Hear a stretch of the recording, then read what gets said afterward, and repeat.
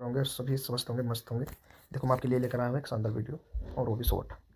देखो परितंत्र परितंत्र की हम बात करें, परितंत्र के प्रकार क्या है, इकोसिस्टम इसे बोलते हैं, नेचर इसका मानव निर्मित ये क्या क्या होता है। देखो एक तो होगा प्राकृतिक परितंत्र यानी कि नेचुरल इकोसिस्टम। नेचुरल इकोसिस्टम क्या होता है, ये प्रकृति में स्वतः मौजूद होते हैं। उदाहरण के एग्जाम्पल की अगर मैं बात करूँ, हमारे एग्जाम्पल हो गए जैसे हमारे वन हो गया, और आपका तालाब हो गया, तालाब, और आपका तथा झील हो गया, तथा झील हो गया, जो कि यहाँ पे पहले ऑलरेडी लिखे गए हैं।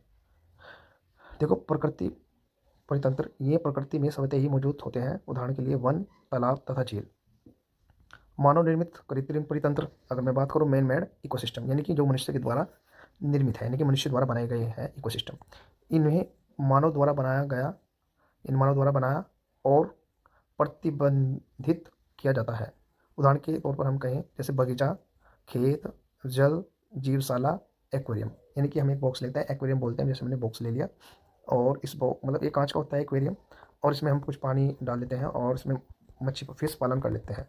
ठीक है ना, हम इसमें फिश को पाल लेते हैं, और इसमें कुछ जिस तरीके से हम छोटी छोटी मच्छी को, हमने देखा होगा, हम छोटी छोटी मच्छी को हम पाल लेते हैं इसमें, और तो ये क्या होता है, मच्छी इसमें अच्छे से सर्वाइव कर लेते हैं, तो उसे हम एक्वेरियम बोलते हैं। इस तरीके से हम अपने कहीं भी एक अच्छी जगह पे इसे रख लेते हैं। तो ये जो सारा सिस्टम है मैंने आपको इसके बारे में बताया, और इसके बारे में थोड़ा सा हमने टिप भी लिखा है इधर।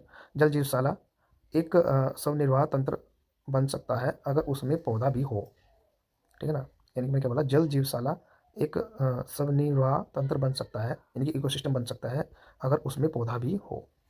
तो हमारी इस चैनल को लाइक और सब्सक्राइब करें, और बेल आइकन की घंटी पे प्रेस करें, ताकि आपको हमारी प्रॉपर वीडियो मिलती रहे समय समय पर। धन्यवाद, वेलकम।